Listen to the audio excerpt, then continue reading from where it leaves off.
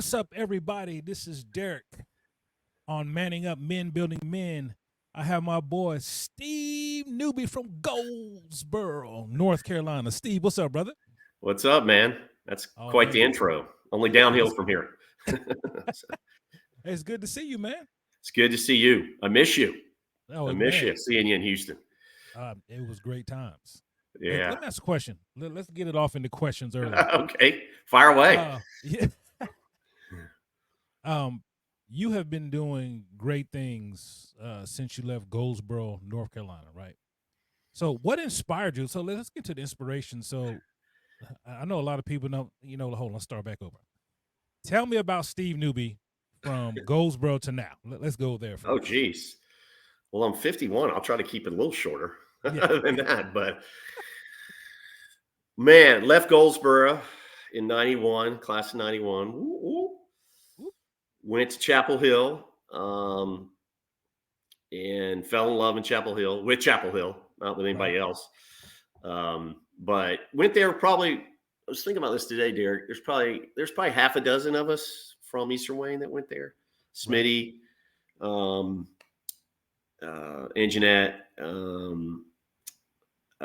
Cole, DJ, Yeah. Kimberly, Steve, DeBarbara. So there's a handful of us. There wasn't many of us. We can talk about that too. But and then moved right after I graduated, a month after I graduated, moved to Atlanta and been here since 95, right? So met my wife here. And I've been married 27 years as of this September. So have a couple kids that are now grown. So, I say grown.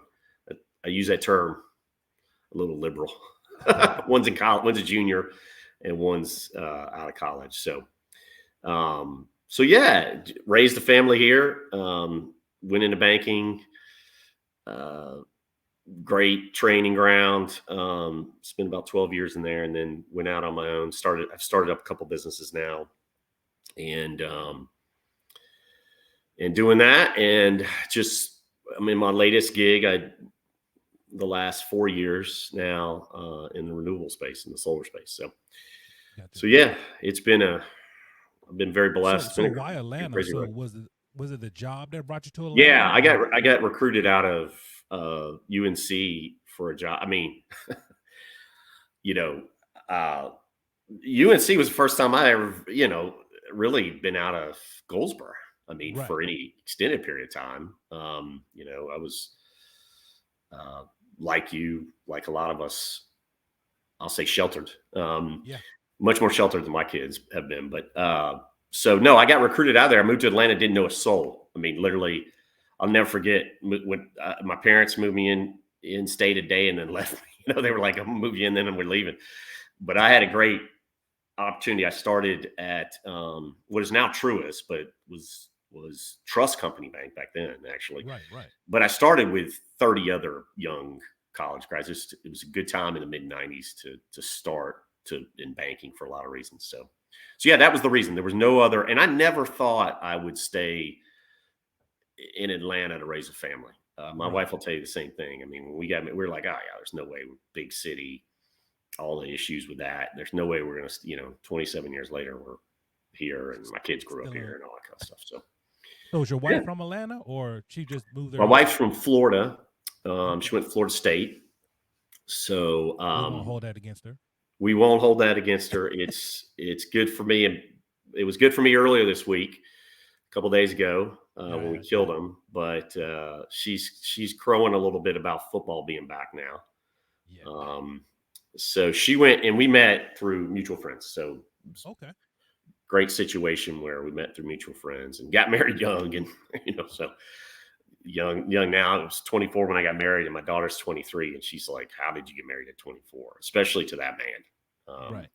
So, well, that's awesome, man. 27 years. That's a feat. A lot of people are not going to see. You and off the top of my head, I think of Tim Mitchell and Steve Smith. You guys also have been able to hold marriages together for an extremely long time, and I'm proud of that. To say, damn, my boys made it. My first time I didn't make it, but hopefully this time it's a lot better situation. I've met your lovely wife, so you should be. You're right. So, hey, so let's talk about Scott, right, for a minute. So when we my were brother little, Scott. yeah, your brother Oh, Scott. okay. Yeah. When we were little, he gave us a pretty good run for our money. How's it feel to be his boss now? Like, when we were little, you gave me a run for the money. Now, how's that feel? Well, man, think about what he did to me. I mean, beat the crap out of me for years, physically, but it's good, man. I mean, a lot of people. So for those that are listening that don't know, my brother works for me and has for years. Worked for me at my last company, the company Derek's at, Summit. And so a lot of people ask me this. It's interesting you asked me because they'll say, man, how do you work? How do you work with your brother, and how does he handle you? You're his younger brother, and he worked. And so I'll tell you, man, it's been great. It's brought us closer. We have a great relationship. I jump his ass all the time, as you would imagine. If something he reports directly to me at Summit. He was, he didn't report directly to me a couple layers, but but he also knows me obviously well and the best, and he knows how to deal with me too. So it's probably like anything, much more work on his part, just to try to deal with me than on my part. But it's been great. I think I'd hope he'd say the same if you talk to him. So. Oh yeah, because I remember when we was in Dallas, he was like, "Man, I think Steve still has his first dollar." And I'm like, "Man, he may have his first dollar locked somewhere in the house, in like a safe." Yes, man, don't believe that. He just because he spent his first dollar 3 times over. So his favorite line is, "Man, hey, Steve will forget his wallet when it's time to pay for the bill at dinner." Now that's true. Have his wallet. That is true. Oh no, Steve, you're leaving the bill. But usually I make it up though. So I forget a lot of things. So it's not usually not on purpose. Hey, so let's go. So I got a whole bunch of questions, and I hate to do it by questions because it like ruins the flow of the. No, that's fine. That's fine. I'm sure I'll talk enough to. I'm sure I'll talk enough to make up the flow. Yeah, I was like, you need to write down questions. Let's go back to family, because your dad, when we was growing up, was awesome. So he ran the base sports programs and all that kind of stuff, and then he did the boys and girls club. So a lot of inner city kids knew your dad and the things that he used to do. Is like, oh man, Mr. Newby used to help us with this and with that. And now here you are at 51, and you do a lot of giving back to the community. Did you get that from your dad or your mom? Because they were both great. Yeah, I did. I mean, I think we get a lot of things from our parents. My mom probably even more so. My mom's given back her whole life. Right. Still does at 80. My dad passed away 4 or 5 years ago. But he loved his time at the boys club. And it was great for me. I say great for me looking back now. Right. Because, I switched from playing with all of you guys on base to the boys club, right? Because he was running the athletic program. And so I got to know Mondo, and I got to know, I heard you talk to LJ about what Warren. So I knew him as Toes, right? Yeah. So from, and I couldn't believe he made the NFL. I saw him one day. I'm like, wait a second, I played with that guy at the boys club. So I got to meet a whole new group of folks, because I played there for a few years, right? And not through the base leagues, but you remember how you and I met? I'll ask you a question. Do you remember? I do. I don't. So we first met. We were probably, I don't know, probably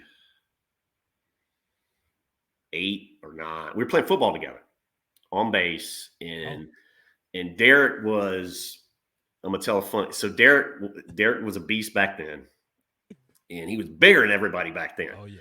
So he and I played defensive tackle together. So he was on the left side, and I was on the right side. And you probably don't remember this story, Derek. It may jar your memory. So I remember pieces of it, but I remember we were going somewhere. I think it was, we had played at all the other bases. That's just like Fort Bragg or Camp, we played at all the other bases, but it was a tournament. And so we go there and we were pretty good. Like Vic and I could clog the middle up. Like we could, but so we get there and damn it, Vic couldn't meet the weight limit. Yes. So that was too big. You remember this? And so he was disqualified. And I quickly realized how better he was than me, because without him there, they ran it down my throat. I mean, I was so frustrated. They was like, "Oh, you're over by a pound." And like, what can I do? They was like, "Oh, nothing." I'm like, you remember this now? Yes. You remember this? Like, we were like 8 or 9, right? We were young. I mean, it was youth football, and you had that big fro. Football, You had that big fro. I was like, "Come on!" I was sick too. I was like, "Come on, we can win it. We can." So that's the first time we met. We've been friends ever since. So. Oh yeah, and we might have met before then, because the last memories I have is at Meadow Lane, and I was 7. Yeah, that's probably about then. Yeah. And then there was that huge tree that used to be out there in Meadow Lane, and all the kids used to run out. It'd be Christine and Becky and everybody.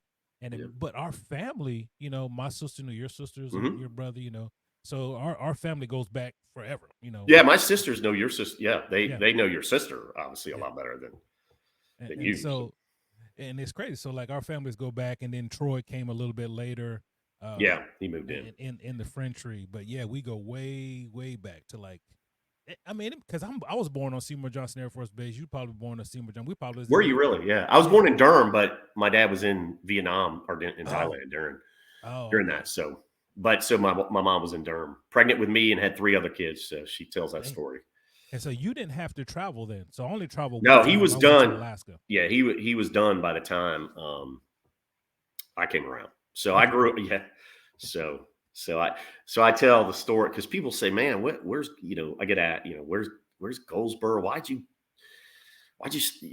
y'all stay?" And I asked my dad one time. I said, "Man, why did we stay in Goldsboro?" Like he goes, "Well, son, by the time you came along, I had 3 others in school, and we weren't going to move and all that kind of stuff." So yeah, he retired there from the Air Force. Yeah. And my dad, I know he was from Elm City, and I figured he was going to retire in Goldsboro, but that's what he picked, and that's what we came back to. But Goldsboro was a small town, but it was cool. Now, not as much as when we were kids. It's tough. It's tough now. It's sad. It's breaks my heart a little bit. Yeah. So I'm not sure what they had, because we had the base to anchor us to whatever we needed to do. Go to the pool, play basketball. We didn't have to worry about any of the outside noises that didn't have to do with base, even though me and you both lived off posts. But we didn't have anything to deal with all the stuff that those kids are dealing with. They don't have anything to do. They don't have any places to go. I mean, you close just about everything that they can participate in. So, it is a little scary. Well, we made stuff to do, right? If we had anything to do, we walk over to your house or go on base, see Troy. I mean, it was it's tough now. I mean, but you think about it, Derek, we grew up, I tell people this, I grew up around tobacco field. You could throw a rock and hit a tobacco field, right? So you go there now, that's gone. None of that's there. Textile industry obviously left. Is gone. So economically, thank God for the base, because economically, Goldsboro, and that spurs a lot of the problems there. And so it's tough. It's really difficult to see, honestly. And I don't go back a lot. Because my family moved from there, and I got a couple of my nieces still live there, but I stay in touch through various things that I have going on there. That it's tough. It's a tough area. So after everybody left the house, Mom and Dad was like, we're out of here. We're going to the mountains." Not right away, but they always wanted to move to the mountains and retire, and that's what they did. They didn't do it until I was here in established. It was a while after we got out of the house. So. Okay. So let's go. So the Forbes CEO under 40. How did that come about? And then when you found out that you was on it, what did that mean? And like, what were your emotions going through when you hit that list? Yeah. So it's an interesting story. So I founded Summit in '09. Right. We took it public and I was 36, and we took it public in 2012. So I was 39. So, and we took it public, and the valuation was about $1 billion when we went public. So I'm sitting in my office one day, and Forbes calls, and my assistant answers it and talks to him, and I was in a meeting or whatever, and she comes in and she's like, Forbes just called, they want to talk to you. And I thought, so a lot of times what'll happen is I get a lot of solicitations, a lot of publications will want to do a story on you or your company, and they want you to pay for it. And, it's sort of a marketing type thing. So that's what I thought it was initially. I was like, okay, that's something, they want to do a story or whatever. Right. But it's Forbes. So, it's not like it's, the News Argus, so not downplaying the News Argus, but, so I call them back, and they're like, hey, we're going to recognize you. You're on our Forbes most powerful CEOs under the age of 40. Yeah. I'm like, man, first thought was, man, I sneaked in on this. I was 39 at the time. And then I'm like, what, wait a second. What is this? So the secret is that it has nothing to do with how powerful you are or not. It was all related to public companies and the size of the public company related to the age of the CEO. Okay. So that's number one. But the really cool thing is I could tell my kids, and at the time that their age, they were old enough, and they look it up, and it's like, I'm on there with like Larry Page, like Larry, the founder of Google, and like Zuckerberg, and like, oh, so that is awesome. So I was like, yeah, look, and they're like, Dad, what? Wow. I was like, well, it's not all what you think. So it was cool, man. It was, it was fun. It wasn't, it wasn't anything related to what I did, in a sense of it was more of sort of what became of a lot of people who worked hard to get us there at the time, and who've worked hard since. So it was fun. I keep it on. Let me tell you, I keep it on my that's probably where I keep it on my bio, that, so I'm like, I'm not giving it up, even though it was 11 years ago. I'm keeping it on there. Yeah, I don't give that up, man. Keep that running. You're like, man, yeah. 11 years ago, they told me I was the man, bro. Yeah, exactly. What happened since then, man? So yeah, I hate to jump back, man, but back to Goldsboro. So 4-Day Movement, DJ Coles has the 4-Day Movement, which is a great organization. And when he was telling me about it, about how he said God told him he can move more in 4 days than he could in 30 days because he was thinking about a different name. How did you get involved? I know you like to give back. How did you get involved with that, and how's that going? Yeah. So the story really starts before my involvement with DJ. He was part of it, and he's been a big part of it. But it started before. So it started back. Have I told you this story? I can't remember if I've told you this story. I don't think so. Offline. So it started back during Ferguson, the riots in Ferguson, and I got really frustrated, mad at what went on, and I felt like we were treating, a lot of people talking about stuff and not a lot of people doing things. And I got tired of talking about it, frankly. And I said, look, I got to do something. I feel like we're not treating the problem. We're treating a lot of the symptoms. My wife and I are involved in what we call at-risk youth, and a variety of factors. And so I made a call. So that was what was that? 2015, I think, somewhere around there. Right. Yeah. So So I got, like I said, I got real frustrated. So I had some exposure. My nephew actually was the recipient of a scholarship from a nonprofit called Ava's Grace, and Ava's Grace gives scholarships to children that have incarcerated parents. Gotcha. So to try to break cycles. So his dad was incarcerated. So I said, hey, look, I did a lot of research. I had a lot of thoughts. We can talk about some of those thoughts if you want, but of what was going on in the Black community and some of the things that I thought were really problems for everybody, not just, and the biggest thing is I feel like we've lost multiple generations of Black men for a lot of reasons, mainly incarceration. And that's a problem for society, in my opinion. And it manifests itself in things like Ferguson, is what I believed. And so I believe education's the big equalizer in this. You can't have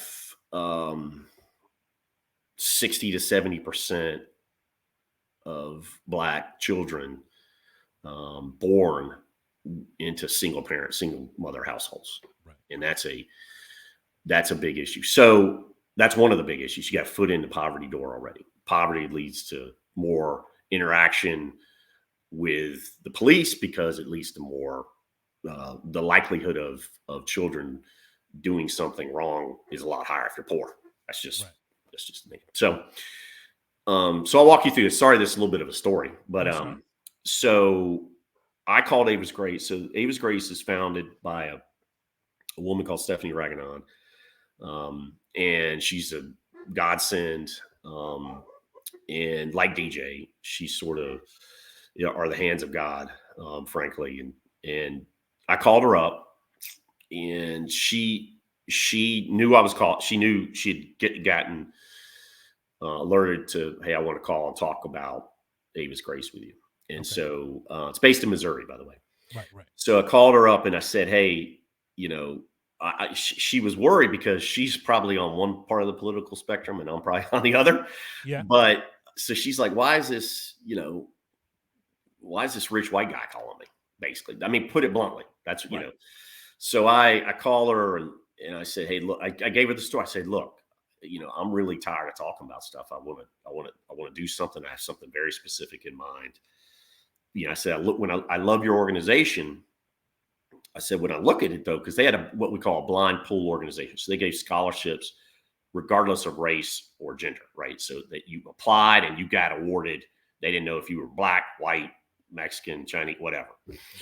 If you had an incarcerated parent, you were eligible, So I said, Stephanie, when I look at your organization, I love it. But when I look at it, we have no Black youth. Our most at-risk segment. I get it. I know you're a blind pool. I understand that. I said, but what I really want to do is Christina and I are going to start a scholarship but I want it targeted to Black males. I want it for those students who wouldn't otherwise be able to go to college. Gotcha. And I know that's a heavy lift, so we had to sort of carve it out a little bit. And then I said, I want the first scholar we back to be from Ferguson. And we did it. And we carved it up. We called it the Summit's Peak Scholarship. Summit helped, other people helped. And so, that kicked it off a little bit. We sponsored half a dozen or so men over 4 or 5 years, maybe a little bit more. And, Derek, I got to read. So the first couple of years, I got to read their applications. I mean, it's just crazy. I mean, one of the scholars was homeless. So it just was just humbling. I had my kids read the application. I'm like, look how lucky you are. I mean, even from where, no matter what, even from where we grew up, it just was crazy. Like how do you focus on studies if you're homeless? Like, Yeah, you yeah, know, a lot more exactly. things to worry So that obviously a lot of issues when your father's not present. You have a lot of issues, right? You're going to have a lot of issues, discipline issues, things like that. Respect for authority, right? I can tell you, if you and I didn't respect authority, our dad would make sure that stopped pretty quickly. And that's the thing about it. I That tell people when I was a and kid, it's a you know, success, man. We got yeah. Oh, go ahead, Steve. Oh, okay. Sorry. I think I interrupted you.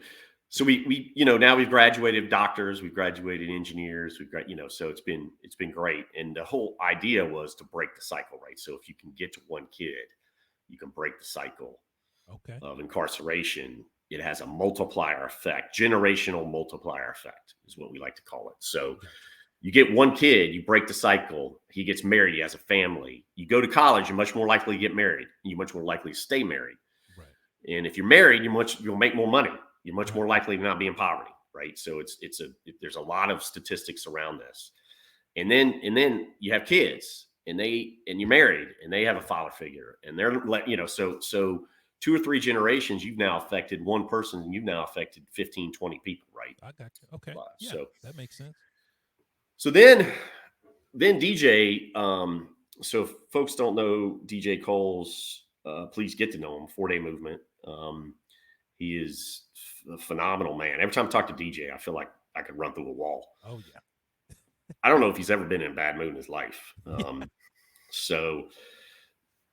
But he does God's work in a lot of different ways. So I got with him. We wanted to give back to Goldsboro because of some of the issues, and Goldsboro's one of the struggles is a lot of the talented people from Goldsboro leave Goldsboro because there just isn't a lot of opportunity set there, right? So, except you, Troy, if you're going to listen in, we know you're talented and you stayed there. So, I'm not talking about you. So I owned property, houses in Goldsboro, rental houses, and I was at a point where I was going to sell them or wind them down, and I basically went to DJ and said, "Hey, look, why don't we do something here? Can I combine it with you? Can I donate one of these houses?" And we turn it into what is now the Newby Legacy House for at-risk youth. So we did that. We dedicated. It was awesome.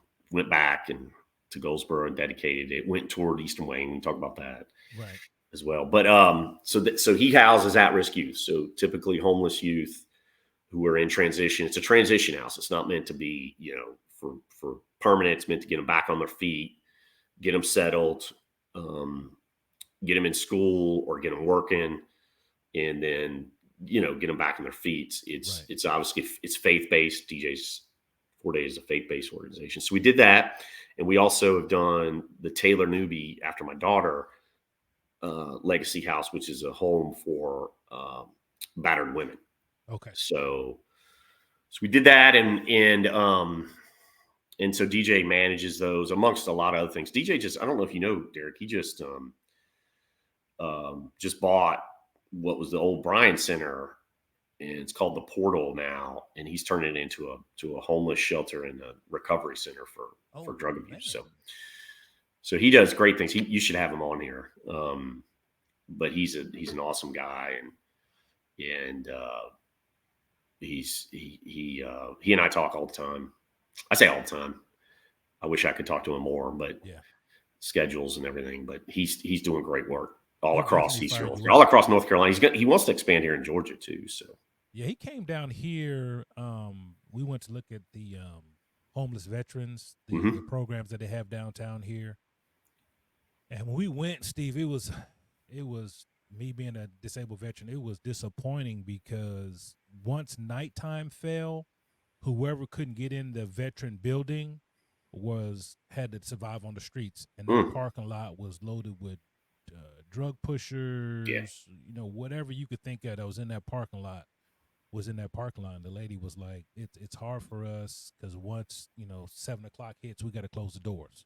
Mm-hmm. And if you don't live here, you just gotta, you're standing in the parking lot and then you're just hoping for a spot. And then we walked it, and it's someplace to smell like like piss, or and you wonder, these organizations, some of these organizations get all this money and build a prison, you might as well say. So those guys went from off the streets to the prison. I asked the one homeless guy, "Why do you live on the street? Why don't you go to the shelters?" He was like, "I don't want to be incarcerated." I was like, "Well, what do you mean?" He was like, "They treat you like an inmate when you get in there. You got to take your shoes off at the door. You can't have any snacks at your thing. You got to go to bed at this time. You got to leave at this time. You can't do that. You can't do this." He said, "Man, I'm safer on the street." He said, "Institutionalized people in there are institutionalized, so they do just the same thing they do in prison." He said, "I'm safer out here on the street than I am in that building." Interesting. Like, wow. Yeah, that's it's issues. It'll humble you quick. Oh yeah. Yeah, and that was one of our things. We wanted to give, we like to give back where we see direct benefit, right? So we like to go as deep as we can versus an organization that you don't sort of know exactly how your money's being used or what have you. And so we like to be a little more, see the impact, frankly. Gotcha.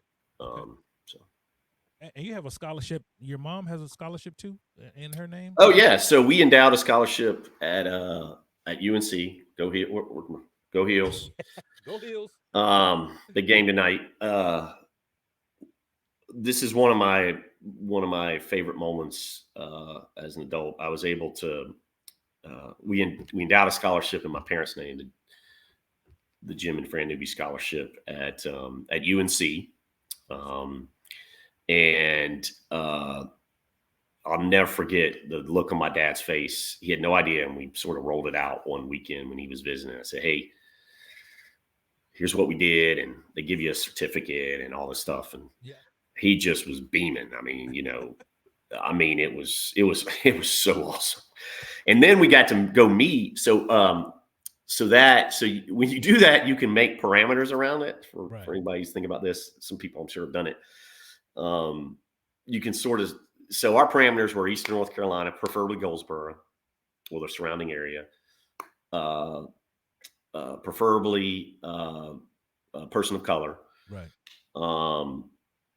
ex-military or military parent or some attachment to the military. So this is, you go down the steps, right? You put these things in and they try to find as best they can. And so the best part is we got to go meet the first scholar. So this will be a scholarship forever at UNC, the Jim and Fran Newby scholarship. And one of our goals is to grow it to a full scholarship, not just a partial. And that's going to occur. And we got to go, and we got to meet the first scholar. He's from CBA Cox. His name's Holden Cox. Great young man. Was a physical therapy student now he is a doctor. Went to Campbell to get his doctorate. Just an African-American male. He's just a great guy too. And we had lunch with him, lunch or breakfast, went to a game, football game, and it was awesome. It was an awesome time. So yeah, I'm proud of that one too for a lot of reasons. But my parents put 4 of us through college, 2 of us through UNC. I mean, they deserve it. I mean, on really, no money. I mean, it's not like I grew up by any stretch, any kind of wealth. I mean, and they sent 4 of us to school. So I was more than happy to give back. They deserve it. Yeah, because I think back as we grew up, like if we didn't have it, we didn't know. We were just having fun. We had no idea, right? You had to get in the water so the bees didn't get you at your house. You'd be like, "Damn, Steve, get the bees away from your pool, man." I talked to some. It's funny. I talk to people and they're like, "Yeah, I didn't grow up, wealthy at all." And then they start telling me sort of stuff they did or with it, and I'm like, "Man, you had no idea." Man, I got clothes. I was the youngest of 4. I probably was wearing girls' clothes at school at some point in time. So that's probably why you used to bully me when I was young. Yeah, my wife was like, so when you guys were young, y'all went on vacation? I was like, no. Nah, no. She was like, nobody went on vacation. I was like, no. Yeah. She's like, Troy, Steve. I was like, no. If we went somewhere, we came back the same day. You stay in 3 or 4 days. You go one day and you come back. People, because they're all the time. They're like, "Where's Goldsboro?" And I'm like, so my definition, I always tell people, is halfway between Raleigh and the beach. That's how I explain it. Yeah, that's like, and they're like, "Oh man, you must place to live." Yeah, they're like, "You must have went to the beach all the time." I'm like, "Yeah, no, not really." Like, no, maybe once a year. Yeah, maybe for junior senior weekend. That was just junior and senior year. There you go. And then my dad, we were like, we're going to the beach. I'm like, yes. But all we did was fish the whole time. I'm like, man, this is not the beach. This is a job. You got me working, catching coolers and coolers of fish. Exactly. Oh, man. Yeah, giving back and stuff. Oh, John liked to fish, though. Oh, man. What? I'm like, Dad, where you going? Oh, we're going fishing. I was like, it's 10 p.m. He was like, yeah, we'll be back in the morning. Man, your dad scared the hell out of me. I ain't gonna lie. He scared me. Man. He scared a lot of people. Like, he did. Yeah. Oh, your mom loved me. I don't know. I couldn't tell whether your dad loved me. I couldn't tell whether he loved you or not. When you come in, he just be like this. Yeah, exactly. Yeah. Where you going? Hey, Mr. Vic. Hey. Where y'all going? Yeah. Get some water? Hurry up. Damn, okay. You don't want them to stay tonight either? Not really, but your mom already said yes. Yeah, exactly. Because my mom really was a bigger discipline than my dad because he worked a lot. I mean, at Firestone, and our moms were at every game and at every meeting and any event that we all did, they were there, and then they'd leave us or whatever. But my same way. I mean, my mom would travel to see in high school. She'd go to Wilmington, see me play a 2-hour game and drive back. I mean, she was awesome. She loved to see her kids play sports. That's for sure. And what about your uncle? What happened to your uncle? Right, used to live with you. Yeah, well, he used. Yeah, he. My mom took care of him for years. Okay. Yeah. He passed away. He was mentally disabled, and she took care of him. Her mother passed away at a young age, and so she took care of him for years. So that was her last living relative. Oh man. So, that's just like my mom. My mom took in Margaret after her mom died, and then Margaret was living there, and Margaret knew everybody named Steve, Troy. I'm like, Margaret, I didn't even remember everybody's name. She's like, Yeah, it's the same. Oh, so let's get on this sport. So we've been playing sports together. Baseball, freaking basketball, football, Carolina fans, baseball. So we had a conversation with LJ and Dino and a lot of people about Eastern Wayne getting people scholarships. And I shouldn't say getting people scholarships because you look at Goldsboro High School, he'll take Coach James, he'll take a team that's 2-8, and he would send 17 kids to college, whether it be Division I, Division II, whatever. They were going to college. Yeah. But then you look at Eastern Wayne, and Eastern Wayne's, besides the Chris West and, the LJ, which he said, if you watched that podcast, he didn't know anything about the process. What did we miss? What was wrong with the building blocks for people from Eastern Wayne to get scholarships? I think it's coaching, number one, meaning that the coaches should take it upon themselves to help the kids, send out film, right? Get in touch, have college coaches come in to talk, to look, to what, to evaluate, what have you. And none of that happened. Right. And that, to my knowledge, it didn't happen. Now, we had in baseball, we had an advantage some extent because we had Chris. Chris was he's a monster. We can talk about Chris but Chris was an awesome talent. Right. Best hitter I saw in high school, and I saw a lot of good ones. Because East North Carolina had a fair amount of talent in baseball. But so Chris, my junior year, Chris and Leslie were a year older. So I'm sure Leslie's told you this too. I mean, my junior year, we had scouts at our game, every game. Right. I mean, we'd come out of the locker room an hour and a half before the game start warming up, and there'd be scouts out there talking to Chris and talking to Coach Wiz and so we had a lot of that, and we had college coaches too. So we had some of that out there, for sure. And Chris got drafted in the 4th round, so it wasn't like he wasn't recognized. But what we didn't have, I mean, God bless Coach Wiz.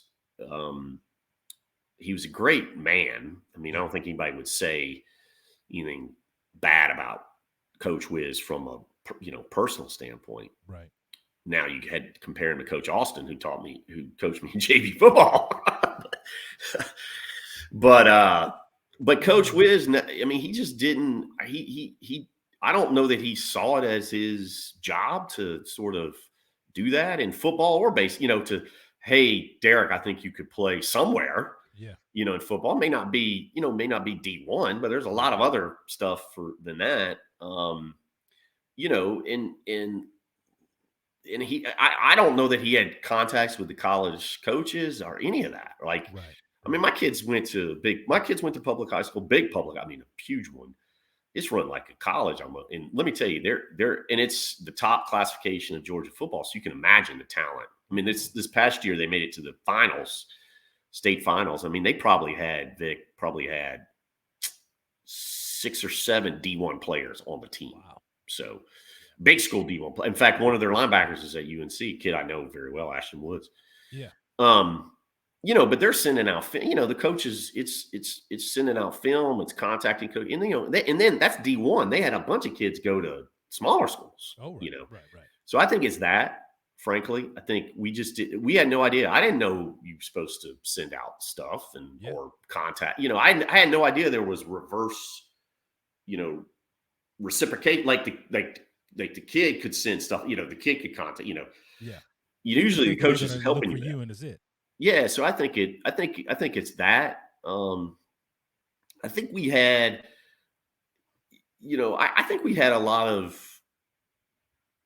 I say a lot. We had a decent amount of kids that could go play college sports. I'm not sure we had a lot of kids who could play D1. That's a whole nother level. Yeah, that's a but monster. There's a lot of those kids that would have really benefited from going to college on a scholarship. Forget D1 or otherwise. I mean, so that's unfortunate, right? Because now Leslie talked about it a little bit because I watched Leslie's podcast. I missed that guy too. Leslie was a mentor to me. He may not know that, but he really was. But that team in 1990, our baseball team, we had a tremendous amount of talent. This is my junior year. Right. We had a tremendous amount of talent. I agree with Leslie. Better coaching, we probably if we had Coach Lancaster who went to Mount Olive before, and then they put Wiz in. I mean, we would have won. We should have won state. We lost in the semis, I think, to Northern Nash. Yeah, I remember that game like it was yesterday. But I think it was that, Vic. I think it was coaching and just not having that outreach from a rural high school, lower income area, that type of thing. You just didn't have. It's not like we had a lot of college coaches naturally coming to our games. Right. I can remember playing Jacksonville in football, and it was my junior year, and I had a huge game, and the coach from Jacksonville was like, "Hey, man, glad you're graduating. Good luck." I was like, "Coach, I'm a junior." He was like, "Oh shit."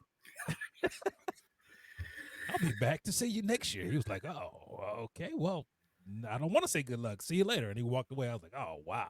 Did you ever go to any summer camps or anything like that? College camps, basketball. That's it. Never. Not football. You would have played football.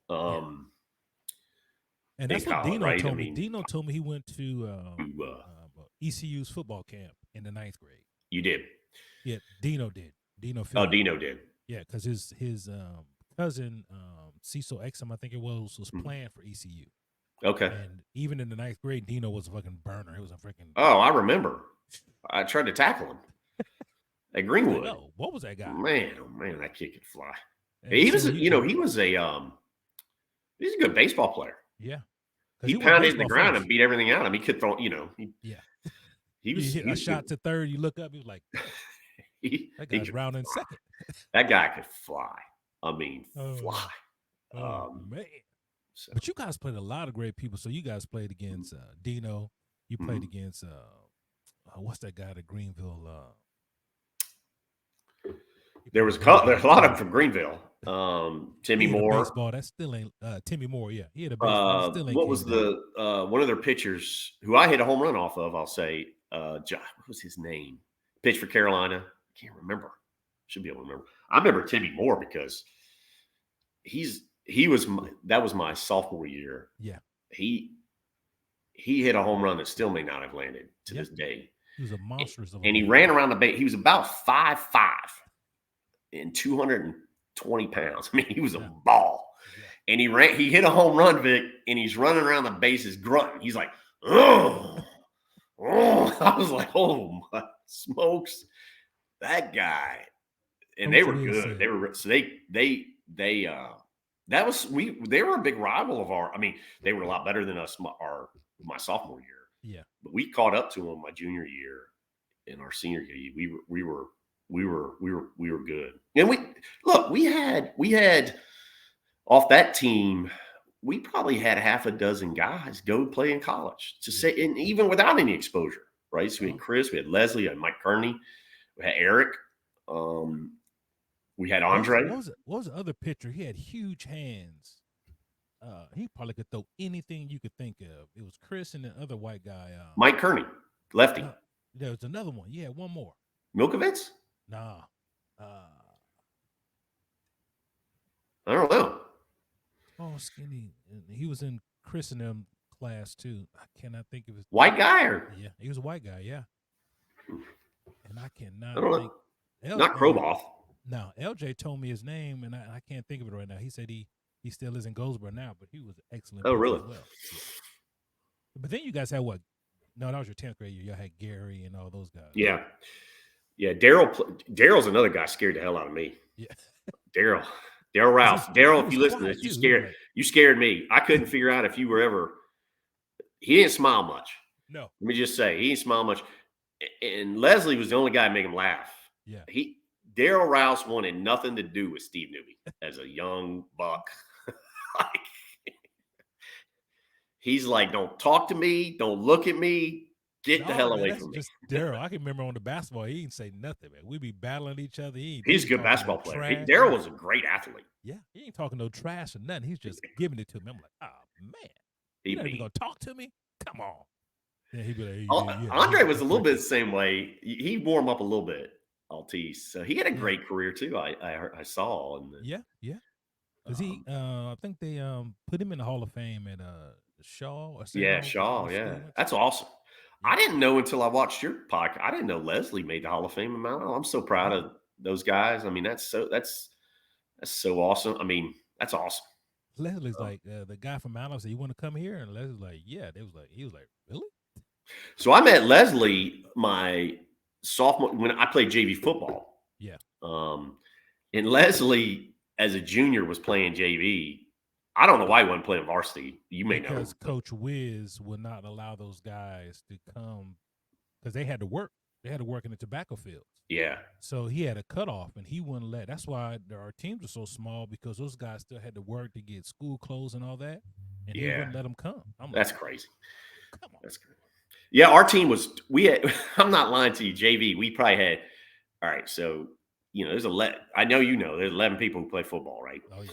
On each side. I think we had 14 people.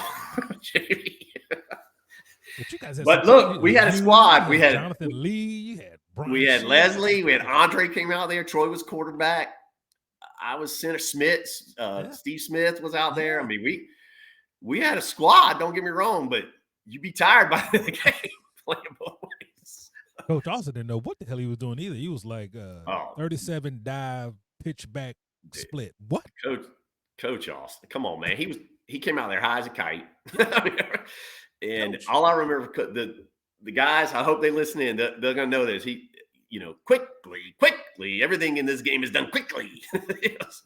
He was a trip, man. We didn't know what we were going to get every day with Coach Austin. I'm going to be honest with you. But you guys had Andre Waters too in baseball, right? He was pretty good. Eric or Andre? Oh, I mean Eric. Yeah, Eric Waters. Yeah. Yeah. So Eric, a funny story about Eric. I don't know, but so Eric, our junior year, couldn't hit the broadside of a barn. I mean, sweet swing, couldn't hit anything. Yeah. So we go to play Legion and American Legion ball in the summer, and he got invited to play Legion because he's a good athlete and he looks good. I mean, and I'm like, man. And so we had better coaching, and so our coach, George Whitfield,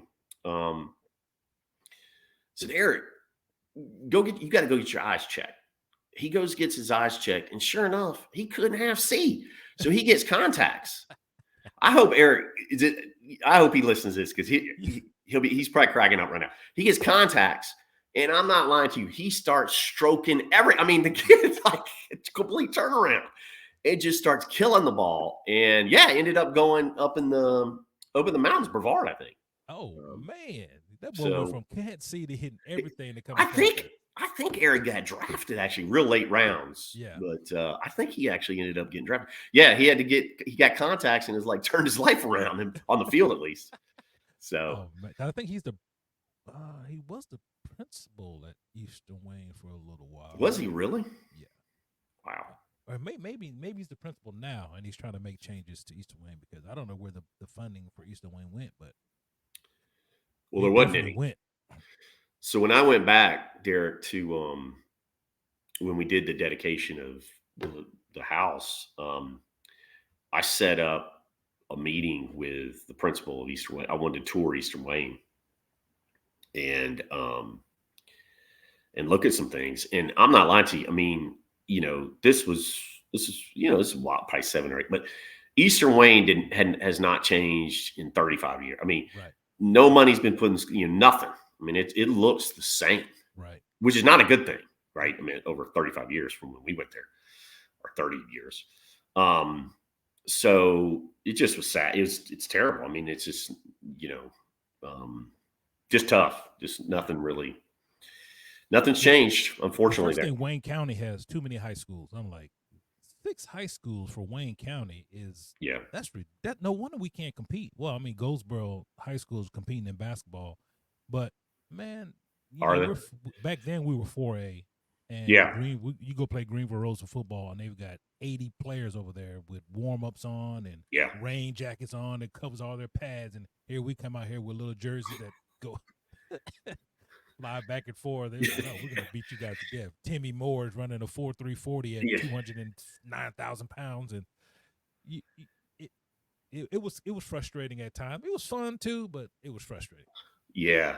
It wasn't a program for sure. And there was like you said, there was a fair amount of talent y'all had. I mean, y'all were good. Yeah. In football, y'all were really good in basketball. I remember in basketball sticks out in my mind because I can't remember. It was my junior, I think it was my senior year when y'all beat Kinston and Jerry Stackhouse. Oh yeah. Was playing with them. Oh yeah. Was it senior year or junior? Yep. Our senior year. Yeah. I remember because I was like, he's going to Carolina. I'm going to Carolina. I'm going to watch this guy. And he was a sophomore, right then? Sophomore. Yeah. No, he was a junior. He was junior. He was unbelievable then. Oh yeah. Still, but y'all beat him. It was a hell of a game too. It was pretty wild. And we went all the way to the regionals, went to Greenville, and got our eyeballs whooped in. We shouldn't have. Their coach came in. And he was like, "That's not the Eastern Wayne team I seen on tape. You guys should keep your heads up, man." Coach, nobody don't hear that, man. If that's not the team you saw, we don't want to keep our heads up because we left you guys off the hook. And who was basketball team? Jamie went to college. Yeah. And Sweeney. Yeah, Mike. Yeah. And that's it. No, William Farmer didn't go. He had like a 40-inch vertical. I did get an offer from Pfeiffer. I don't want to go for basketball. Man. I'm a football player, man. I don't play no basketball. And I look hindsight. I'm like, shit. I forgot how big you were, and then when we got you to Houston, or Dallas first. Yeah. In Houston, I remember I was like, man, I forgot how big Derek is. You big dude. So I talked to Rondell Jones. Rondell Jones was Steve Smith's brother-in-law. He was supposed to be married to Jenny.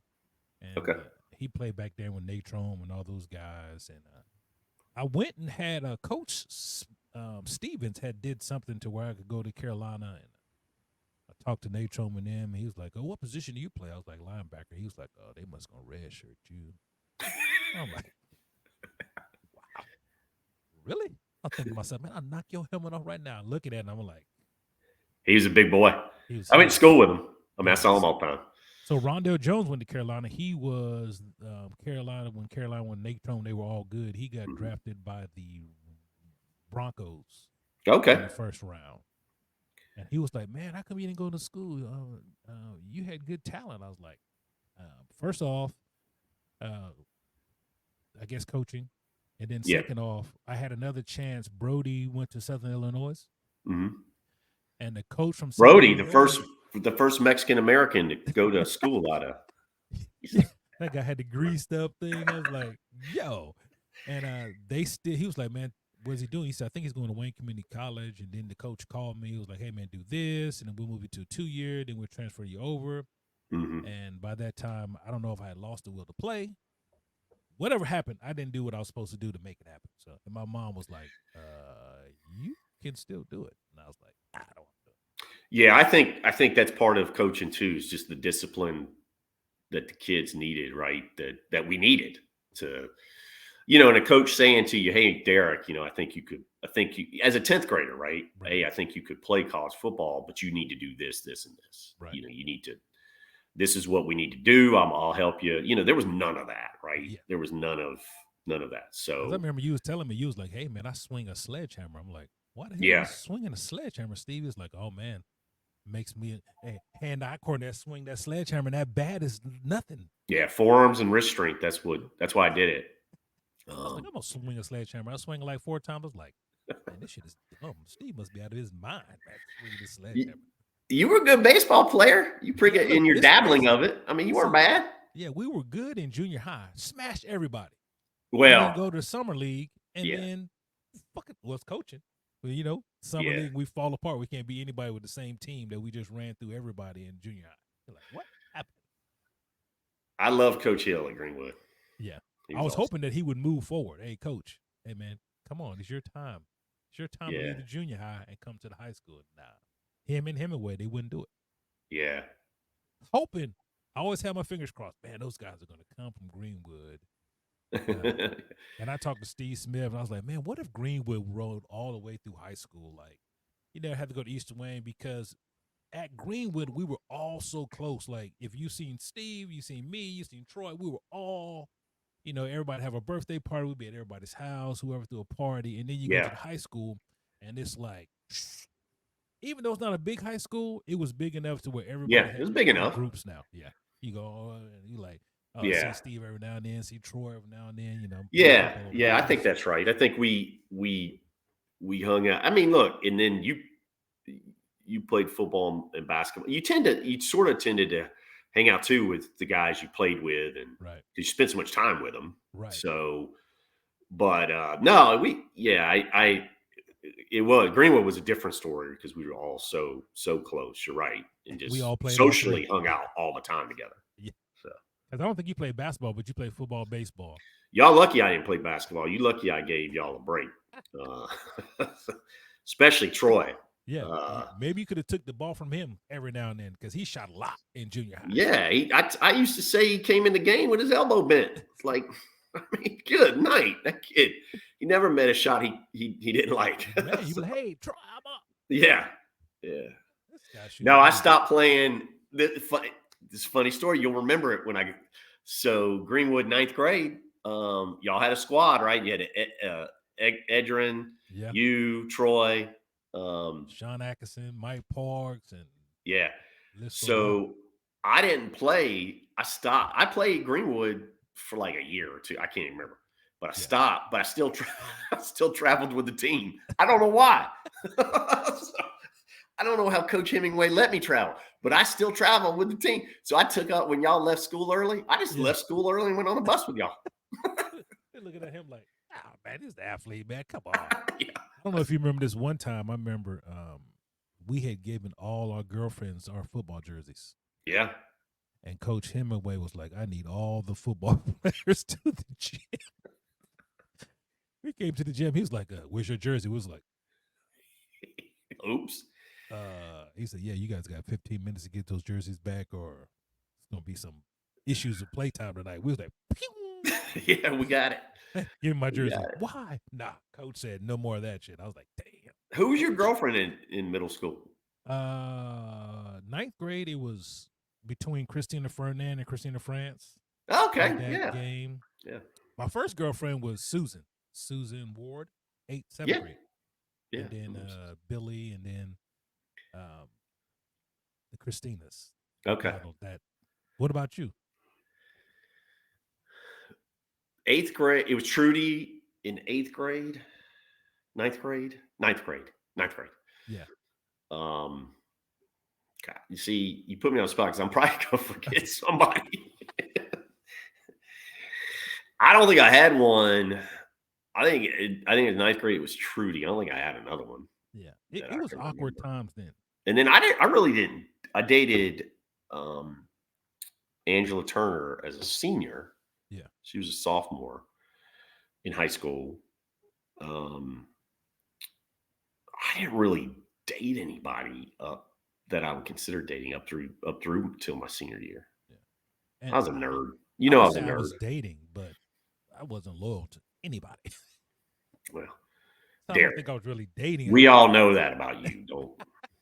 It's like, yeah, you're my girlfriend, but are you really my girlfriend? I don't know. You were always a ladies' man. No, man, it took me a while. Troy was the first lady man.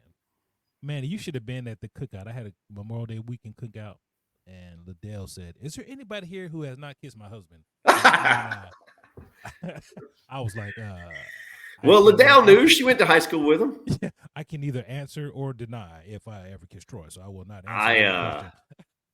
Yeah, I got some stories about that boy. I told him I was going to embarrass him on here, but I'll try not to. But yeah, he's a little bit of a ladies' man. Man, you guys had the mullet, and then I can't remember because it's a picture with the lines cut in it. You got the lines cut in. I was like, look at these guys with the mullet. I had a box. You guys had the mullet.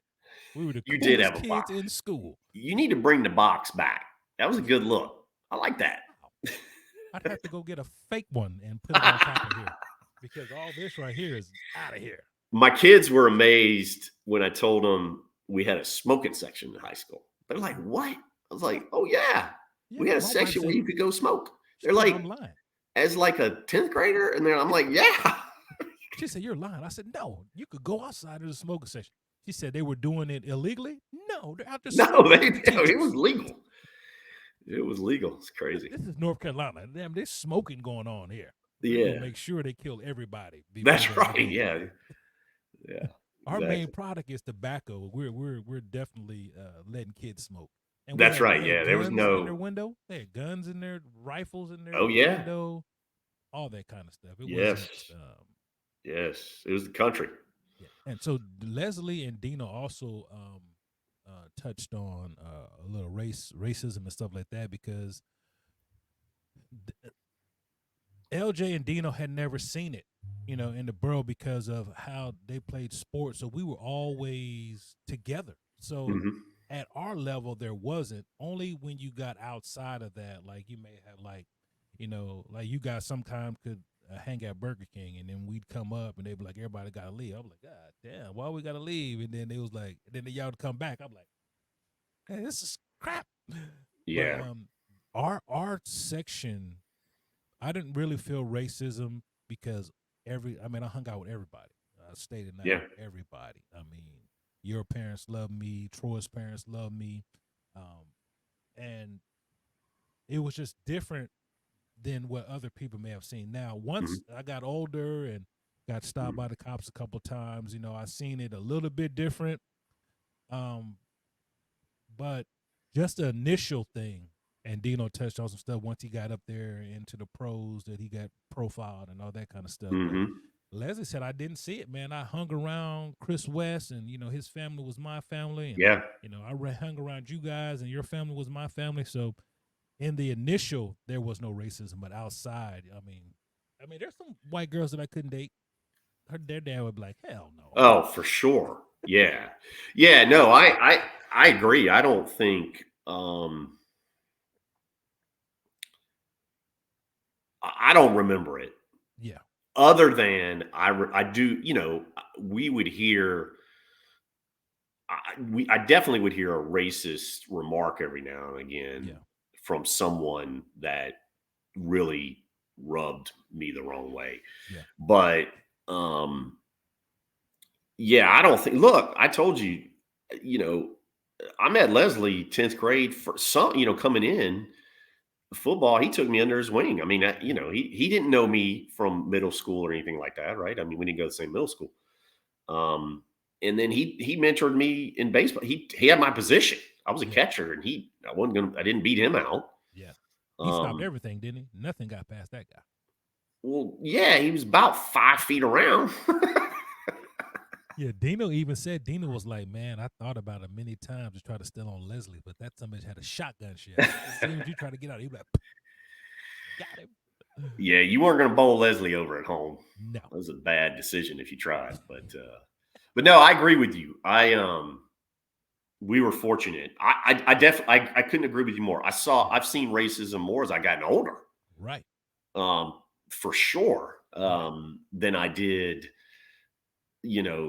growing up. Oh. I think part of that was the base too, right? We were, for better or worse, we were forced to mingle, play together, all that, it was, so we did never, racism is taught, right? It's not inherited, it's taught. So, we just didn't, we had parents, and we had the opportunity to, I tell people that all the time. I'm like, look, man, I went to a high school that was very integrated, and had all different income levels, right? It was, so from Walnut Creek to Trailer Court. Yeah. You had guys with expensive cars, their 16th birthday, and you guys that rode the bus their whole high school career. Liddell, I remember Liddell's convertible. No. I dated Chris. Oh, jeez. I dated Crystal Barnes in high school. I forgot. Sorry, Crystal, if you listen. Fumble that one. I loved Crystal. She had a convertible. Awesome car. She was so sweet too. She still is, I'm sure. Man. So what you got behind you, Steve? I see wine. What you got? Some bourbon, some whiskeys. This is my wine wall. So about 200 of my other kids. So yeah, I got some bourbon in there. I like a good bourbon every now and then. Yeah, I'm not a big wine guy. Maybe I have to learn it because. So you're a big cigar guy. I was a big cigar guy, and then I got into wine, and I stopped drinking cigars. Smoking cigars. So, yeah, I'm a big wine guy.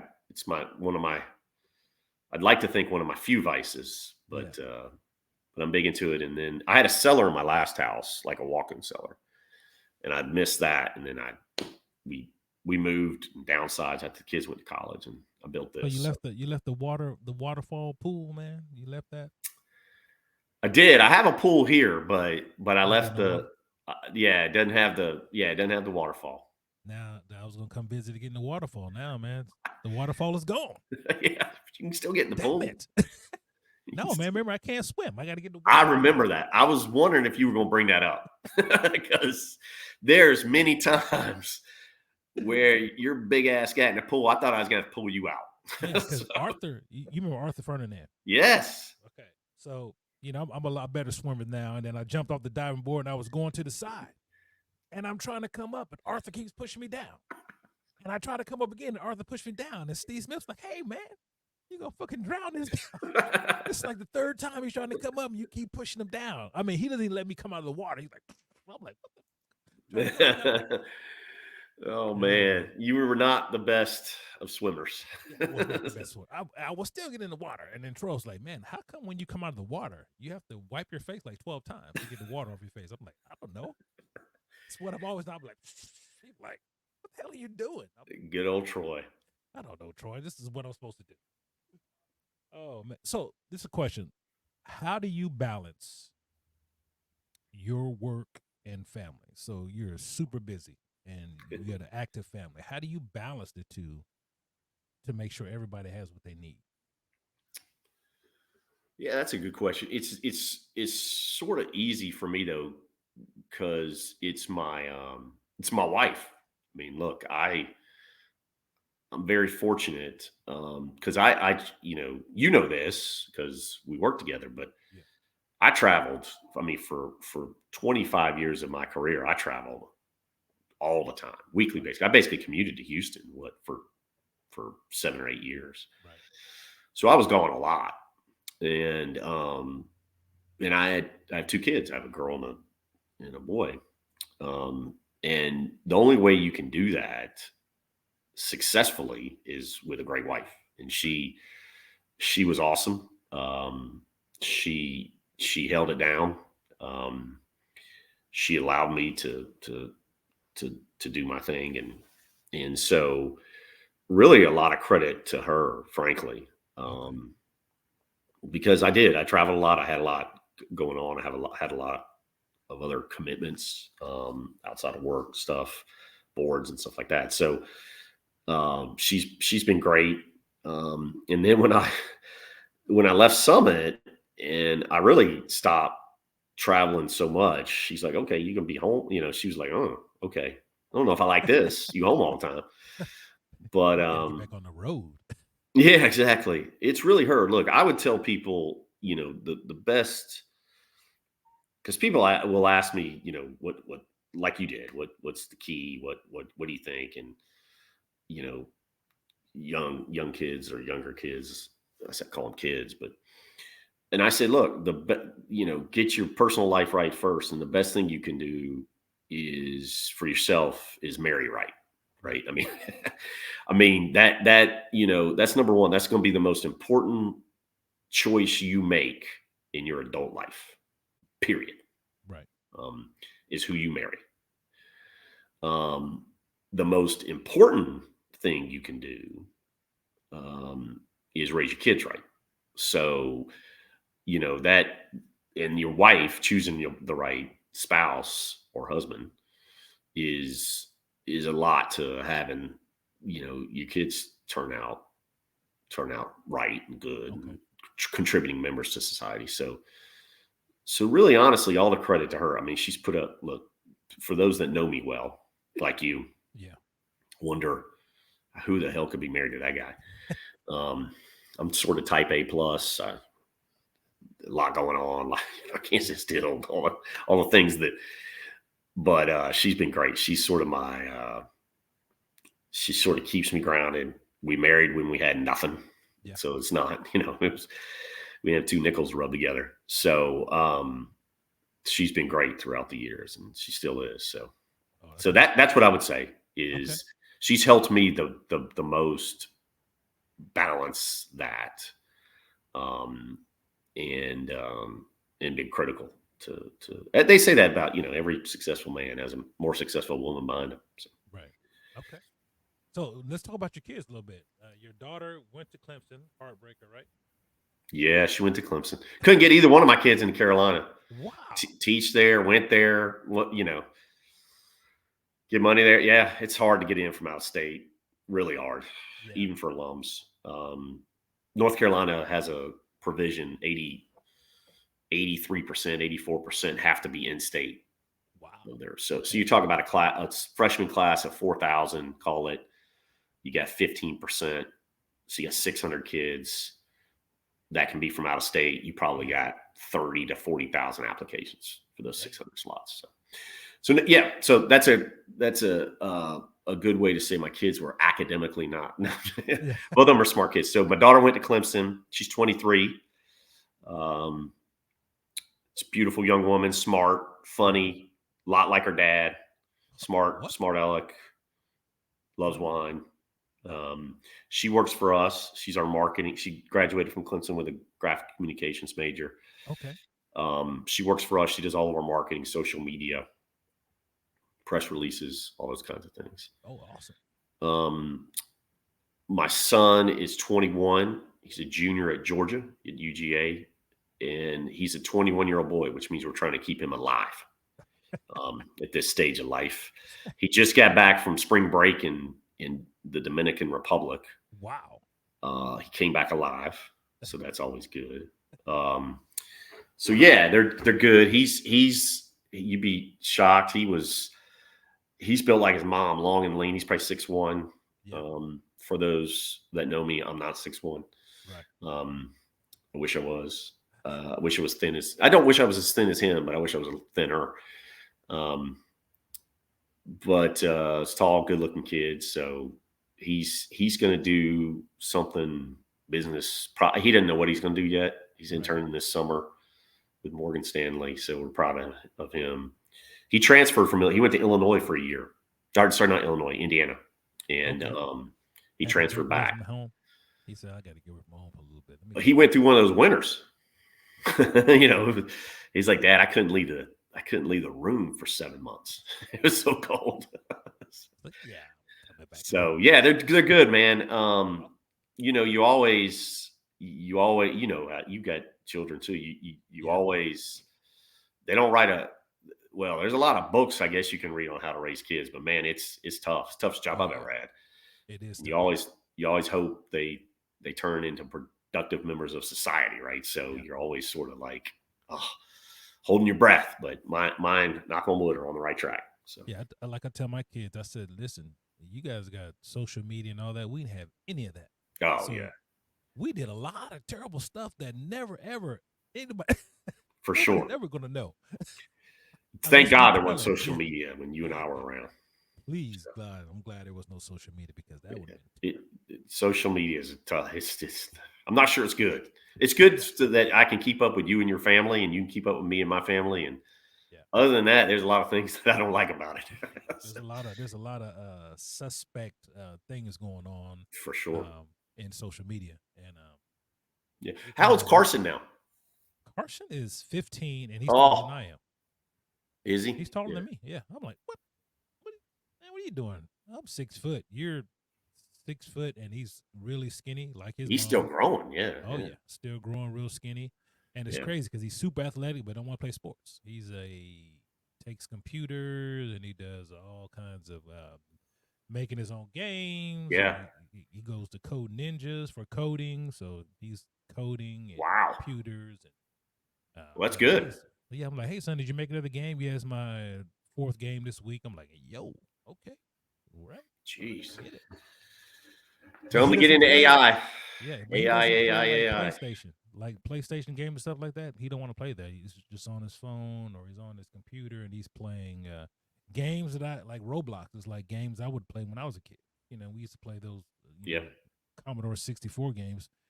He likes to play stuff like that. I'm like, man, look, I got this PlayStation. Then he came up here and he started playing Call of Duty. He's like, oh. Like, he used to play it before, and then he just stopped playing, doing other things. And then he was like, can I do the missions on here? I was like, yeah. So then he started playing the missions. Like, oh, this is awesome. I should have played this more often. And then, so now he just sits in his sack and listens to his mom tell horrible stories. Like, my wife is a CLO. She is the court liaison officer. And she tells the most horrific stories of these guys in felony court and goes straight to bed. And I'm over there like this. You're like, don't tell our boy that. Don't even. This African guy came home and killed both his kids. Oh, jeez. Cut the daughter, the 2-year-old daughter, almost cut her head off. Oh. And then shot himself to try to kill himself, and God was like, nah. He shot himself like here. And lived. Ricocheted. God was like, nah. God was like this, nah, bro. You ain't taking yourself out like that. Jeez. And then he called the wife before he, killed the kids or whatever, and then she was supposed to come home and find all of them dead. And she found her kids dead, but he was still alive. So the judge gave him like, he's in a wheelchair and everything, and the judge was like, yo, God you thought God was going to let you take your own life. And he said no. So now it's up to me to punish you. And I think he's already 50. He gave him 80 years, They'll kill him in prison if they found out what he did. Found out what he did, exactly. And then because she's in federal prison. Oh, not federal, but her felony court. So everything that comes in there is pretty horrific. And that's a tough job. And just goes to sleep. I'll be like, and then she'll be listening to, oh, this is how she killed her husband. I was like, I don't know how that's tough. That's real tough. Please don't kill me. I didn't do nothing. Yeah. But what are you carrying these days, gun wise? Oh man, I've got my Kimber 1911 45, and I've got a Glock 357, which I love the Glock 357. But those bullets, man, those bullets are high. Yeah. And I got my everyday 38 special.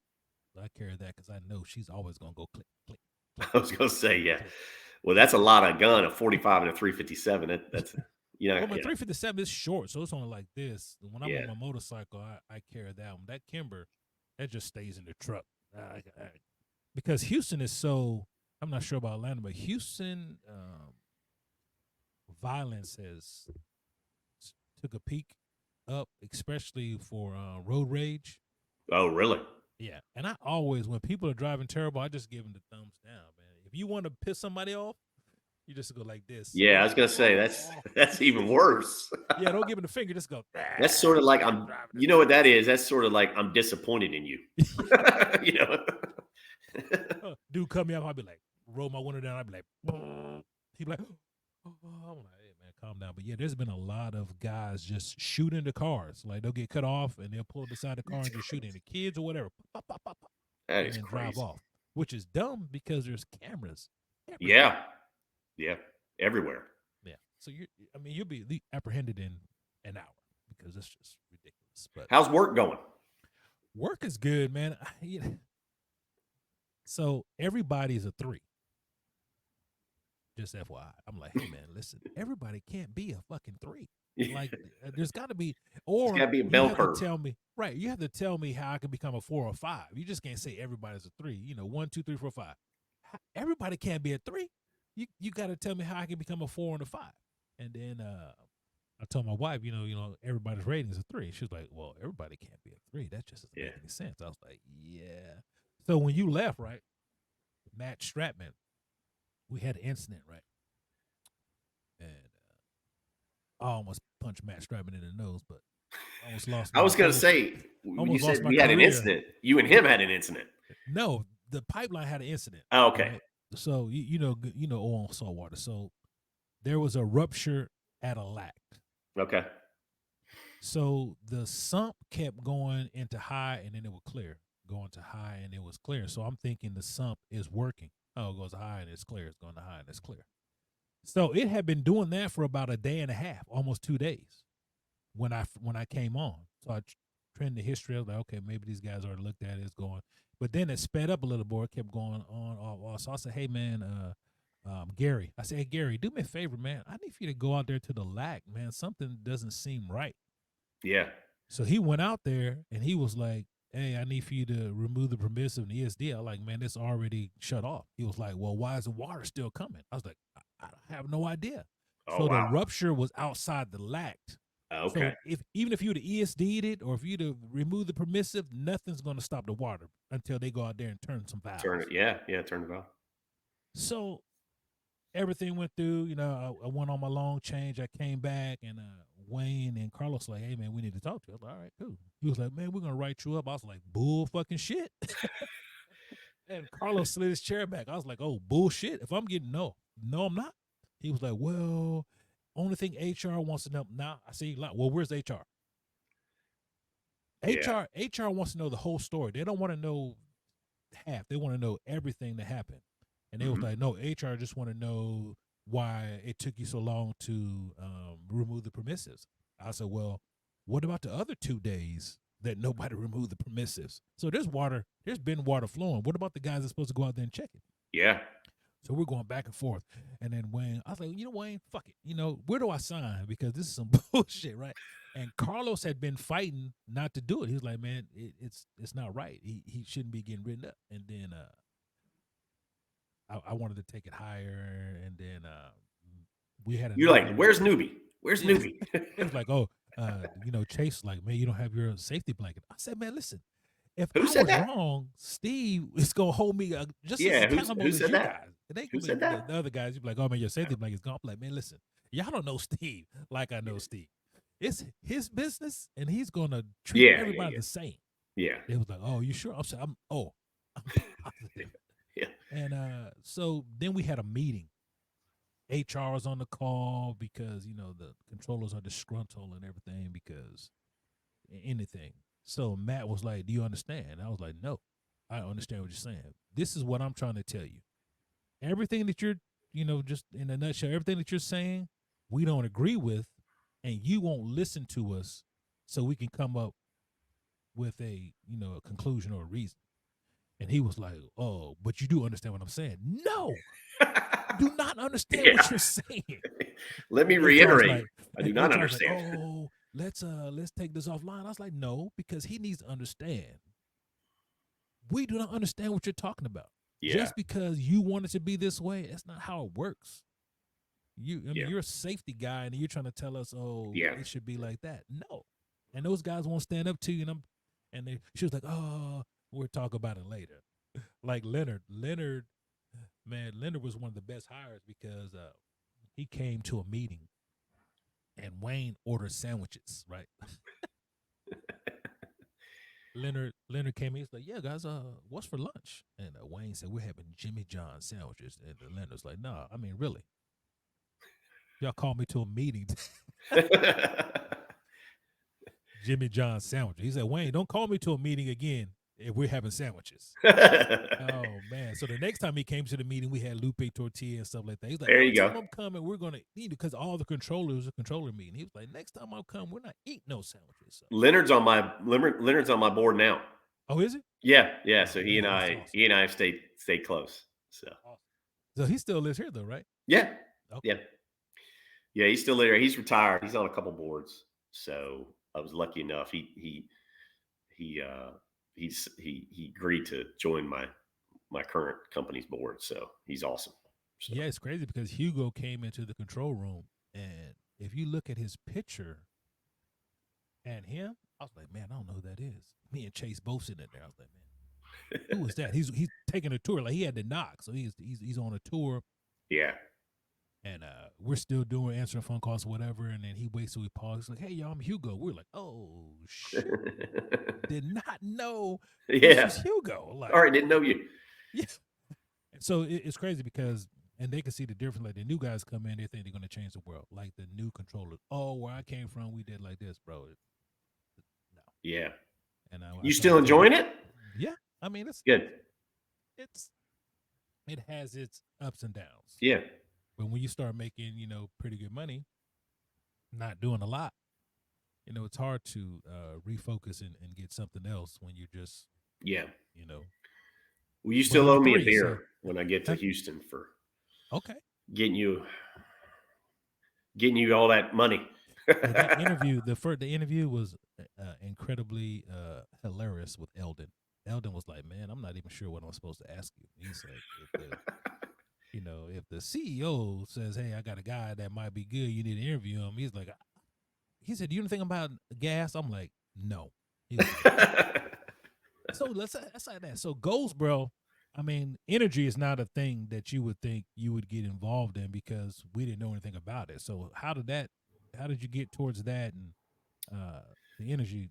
Yeah. So when I started at the bank and went through the training program and everything, it's fortuitous. I started in a new group they had, banking energy companies. Was an analyst, young guy, but had a great mentor there. Yeah. And a guy by the name of John Woods taught me a lot. And that's how I learned the business, So I came up through banking, went to investment banking, all through energy. And then, the first company I started up was actually before Summit, but I started it within a larger company. went to had to start up in the business and run a fund, $300 million fund, investing in energy companies. Right. And with a big institutional investor. And so did that. And then 2008 hit and the financial crisis. And it's the only job I've ever gotten fired from was that job during the financial crisis. And so I tell people the story. I founded Summit, blank sheet of paper, but meaning we formed Summit from the ground up in early 2009, and I was unemployed and had been fired from my job when I founded Summit. So it just goes to show you, and partnered up with a big private equity firm and that I got to know at my previous job. And so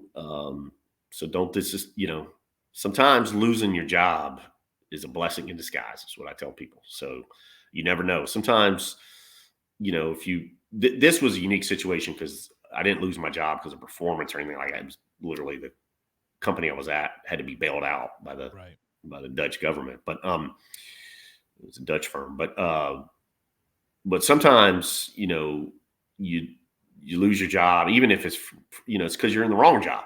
Right. You can't be successful, and if you really aren't allowed or in an area where you can, you're allowed the opportunity to be successful. So sometimes losing your job can be a blessing in disguise, honestly. Because losing my job was a blessing in disguise. Yeah. Because Walmart was trying to kill me. We worked so many hours on salary that it was. Yeah. He was like, "You're fired," and I almost punched him in the nose too. But I can't imagine you putting up with retail people at Walmart. I see you as being one of those YouTube videos of, look at this manager attacking this customer. It'd be hilarious because I'd be killing them. They'd be talking, I'd be like this. Because I'm already bigger than I'm looking down there, and they're like, "Oh, I'll do this." I was like, "Nah, man. Listen, I'm trying to help you out. I can help you out if you would just listen to me." Yeah. So that's why all the associates were surprised when I got fired. It was like, "Damn, you fired my best shift manager," and then the not the HR manager, but the market manager was like, I called him. I said, "Hey, man, I appreciate the opportunity, but I just got terminated." He was like, "What did you just say?" I said, "Oh, I just got terminated." He was like, "Hey, I'll call you right back." And he hung up, and he was like, "Who fired my shift manager? Who fired my shift manager? Who told you?" It was like, "Well, you was on vacation." He said, "Well, you called me for everything else." Yeah. So he was like, "Derek, wait 90 days. I'm going to bring you back into another store so we can get you to store manager like we were planned, within the 6 months." I was like, man. Yeah. I tried to get other guys, I tried to get Troy a job eventually, but he never wanted to move. So, he wanted to stay in the borough.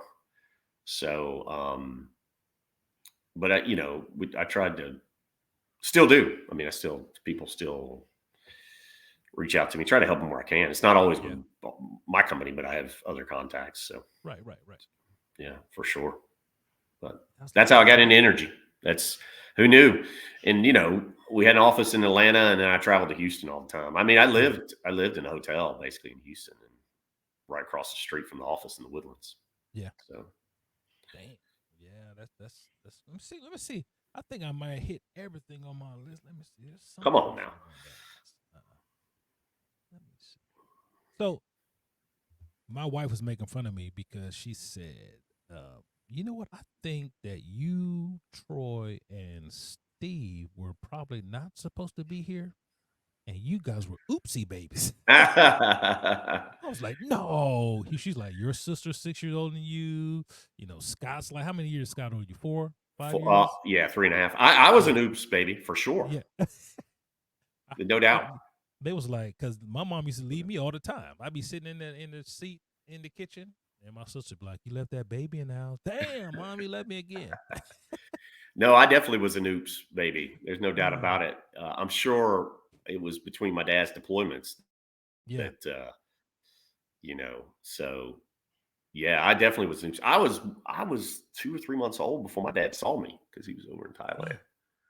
So that was back in the day, right? They weren't going to let you come back to see the birth back then. Man, my dad and your dad might have been at at the same time because I'm sure they were. a lot. Yeah. He did two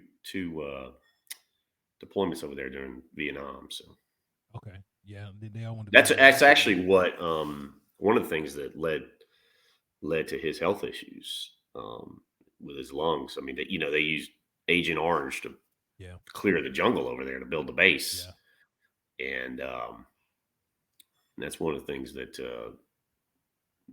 led to some of his health problems later in life. So yeah, they were because Agent Orange, they were trying to link it also to cancer. My dad had prostate cancer, and it was like, and because the crazy thing about Goldsboro, North Carolina, period. So in order to get, hopefully I'm not misquoting, but in order to get the disabled veteran tags on your car, you got to be 100%, like the handicap thing. Like here in Texas is 50%. Once you hit 50%, then you can have the disabled veteran tags. North Carolina is 100%, and then it was so hard for my dad to get there. Every turn it was another obstacle. Oh no, that Agent Orange, it doesn't qualify you. What do you mean? Yeah, they sprayed it on the guys while they were out there. Yeah, there's a whole lawsuit on. Yeah, it took forever. So I mean, but everybody's like, "Where's Goldsboro?" Man, it was a great place to grow up in when I was a kid. Yes, lots of fun, sports, friends. Like my wife, she doesn't have as many friends as I got. Like I've been knowing you damn near my whole life, and it was the good old days. Oh yeah. Wish we could go back. Our high school days were awesome. I wish. Yeah. A lot of days I wish I could go back. Life's a lot simpler. Yeah. No problem. Well, I guess we have problems, but not really. Be like, who cares? Yeah, not like that. That was easy. 15. Yeah. Tell your son to enjoy those years. Yeah. Hey, don't rush it.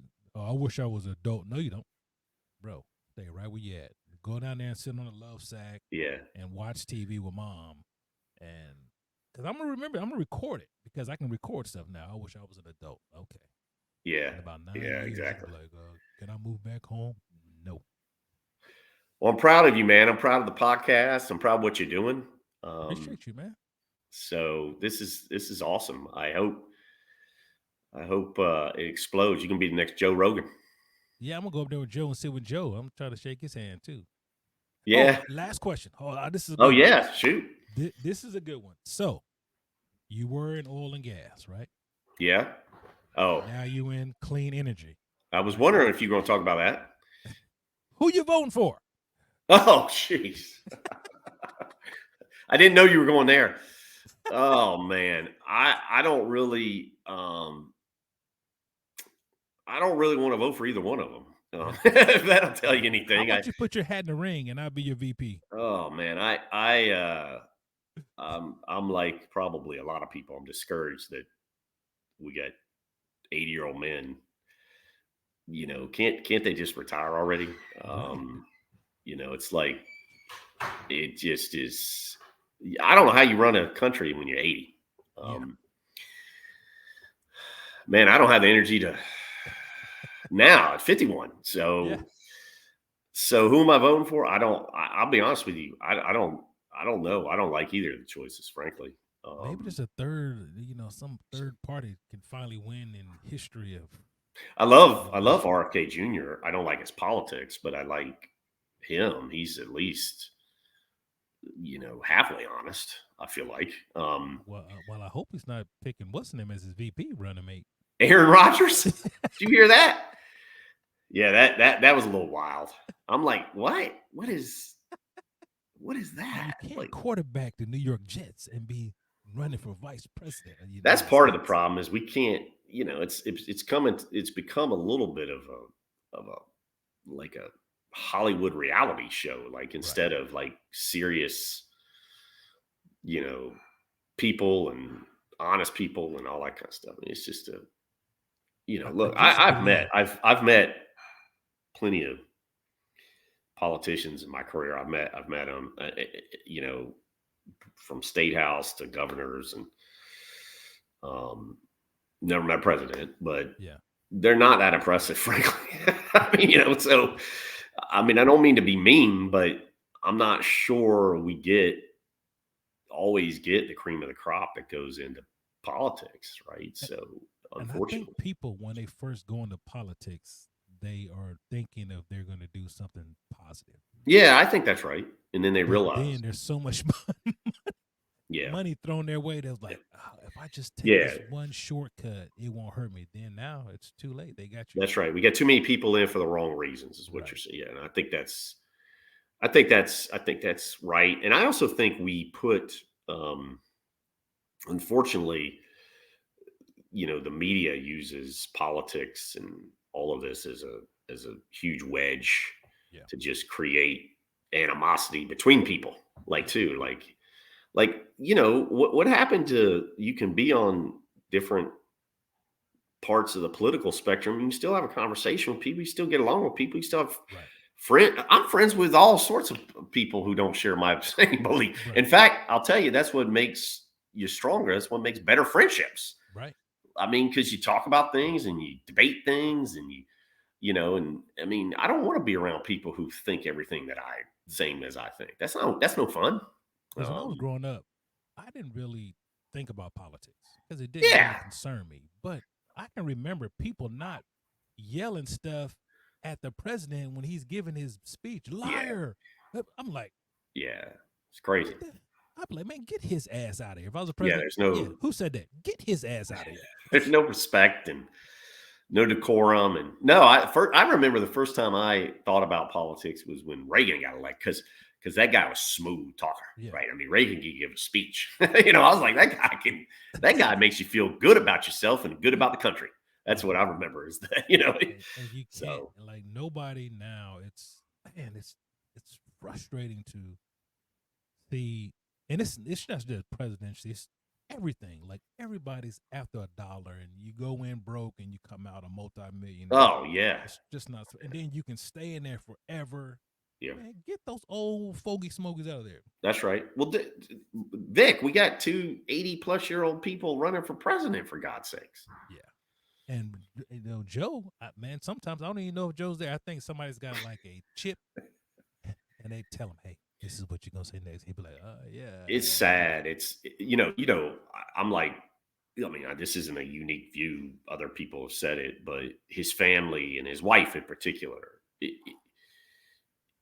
they're doing him, you can't, anybody, this is regardless of political, if you look at him, if you listen to him long enough, he's not well, right? He's so, that's when your family needs to be like, look, he's not going to go through this. It's not like that job is going to make you sharper or make you, that job, that's the hardest job, ages you. Look at Obama when he went in and when he came out, looked like he aged 25 years. That right? Dude lost all his black hair. Shit was all gray. Yeah, exactly.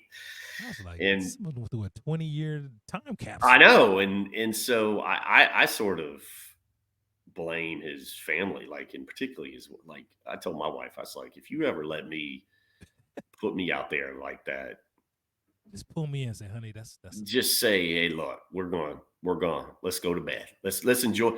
And then I'm like, can't you just enjoy your life? Like, you've had a great career. You've had, why can't you enjoy it?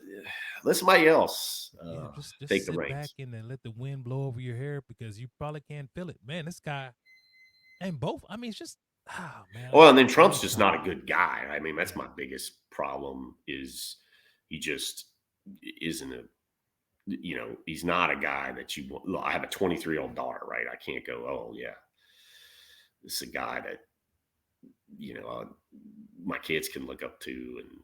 And and that's as big a problem too. I mean, it's just, it's just what we've come down to. It's crazy. It's just nuts that we can't have better than that. I don't get it. Frankly, there's gotta be somebody like, and both parties, that's who you support. Come on, man, somebody's gotta be. We need a third-party candidate. Yeah. One of the big things, I don't know if you know, but one of the big things is the way the system is set up now is you can't really get through unless you appeal to the radicals on each side of the political spectrum. You know, if you're Democrat or Republican, each of those sides, you really can't get through the early stages, the primaries and all that stuff, unless you appeal to the radical elements of those areas. And they have become just more radical over the years. And so we really need a centrist. We need a centrist party or other political parties. I mean, I think we're probably the only developed country in the world that only has 2 political parties. It's a little crazy.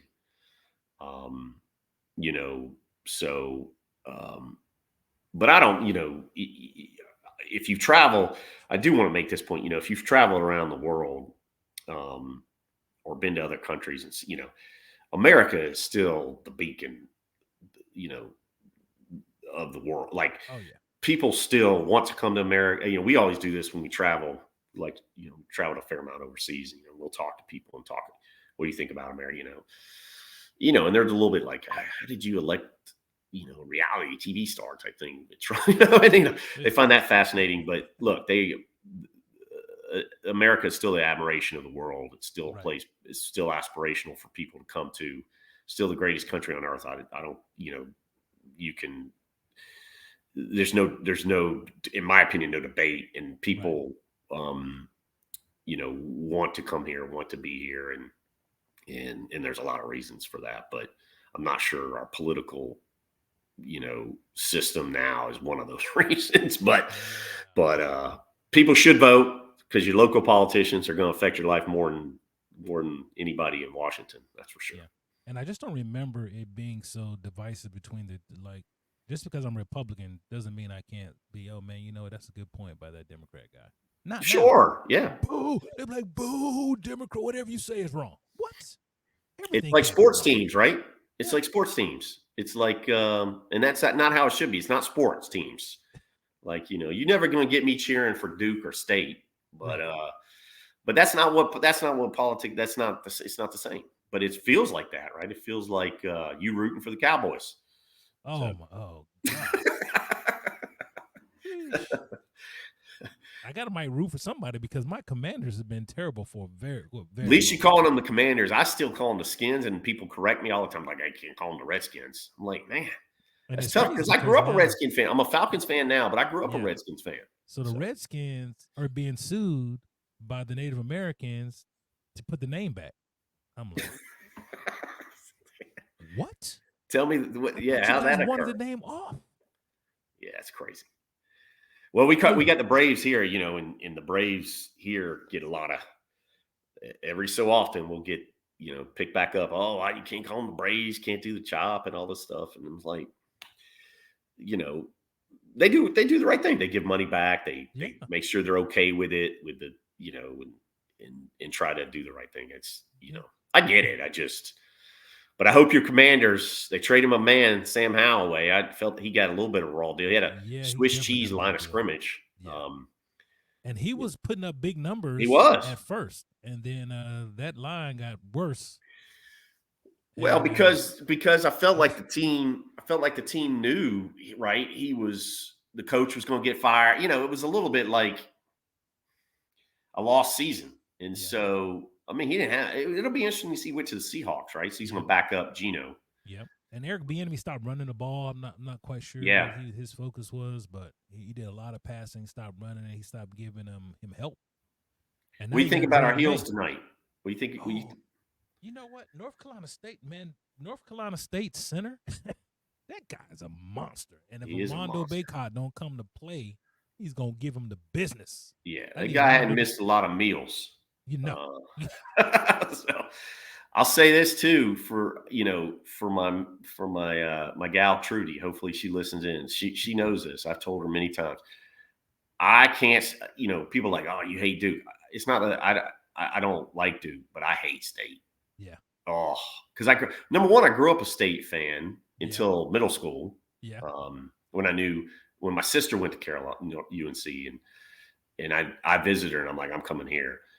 And then State just, they hate Carolina so much that makes me hate them more. So I can't stand State. There's some good people that went there. I got good friends that went there. North Carolina State and Carolina is a really, really big rival. It is. People don't realize. Yeah. Duke to me is like the University of New Jersey. I don't even think of it as, I guess so many Northerners that come down. They was like, oh man, Duke's getting another class. So they always got top class and can't beat anybody. We all leave after a year or two. That's part of the, can't. Oh, Carolina's just getting grown men playing against kids. Man, when I was a kid, the only reason I got better is playing against grown men. So I don't understand your logic. I'm just saying. Are we breaking the rules? I know. Everybody else can get grown men. I mean, it's Jason Tatum for all now. And what's our guard name? What's the white guy's name that shoots the threes? Cormac. Right. You're the same age. Yeah. Jason Tatum stayed in college 1 year. Yeah, exactly. Cormac Ryan's 25. Yeah. He's 25. He's 2 years older than my daughter. I'm like, damn, that kid. He is. His kids are in the stand. Now if his shot, comes together like he did against Duke, we'll be saved by 30 tonight. But you're right. If he is on, it's a whole nother dimension to the team. Yeah, that is very hard to stop. That's for sure. Not that we can't win if he's off, because he's been off more than he's been on. Right. Honestly, but if he's on, we just got to run that big fella up and down the court as much as we can. We got to get him gassed. He may just lay down at midcourt and take a nap. As soon as the ball come off the rim, we need to take off running. Hey, he may institute the rule that my mother in college played, which you had the defense and the offense couldn't go past half court, and the defense couldn't go past half court. He's gonna be like this, coach. And we really need number 55. I just want him to get in the post and go to work. Stop him in the post. My freaking Newfoundlands, man, knocking stuff around. Get out of here, Clayton. I was at Carolina when we won a national championship, and with Montross and those guys, it was awesome, so awesome. Storm Fort Franklin Street, it's great. Man, it was I great. came up there before your graduation. Did you and Steve graduate at the? Yeah. Because I was up there and I'm thinking, I'm like, damn, man, all these people gonna walk across the stage. It's like, no, the business. And they're like, I stood up and it's like, oh, over there. I was like, oh, okay. And it poured down rain, if you remember.